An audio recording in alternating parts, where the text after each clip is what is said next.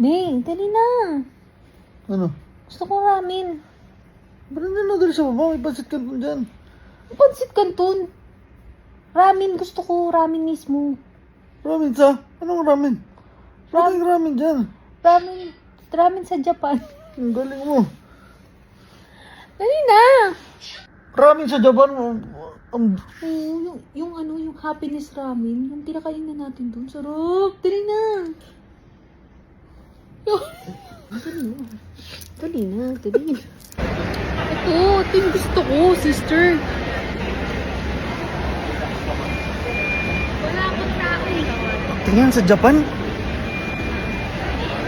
Sarap. Di kaya sasarapan dito? Ha? Tama mo, tikikrave ko. Ilang buwan na oh. After 5 months.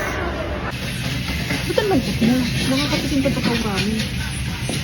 Gusto mo lang laki niyo. Hindi ka nagsawa sa laki niyo. Sabi ano na? Satisfied na? Hindi pa, no? Huh? Dami-dami kainan dito. Sorry ka kay Dokting. Makunti lang. Tikim-tikim lang. Ito nga eh. Hindi ko to ubusin.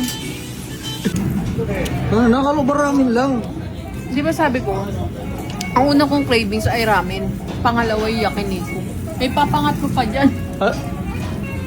Pero hindi ngayon. Masyado ka na. Sobra ka na.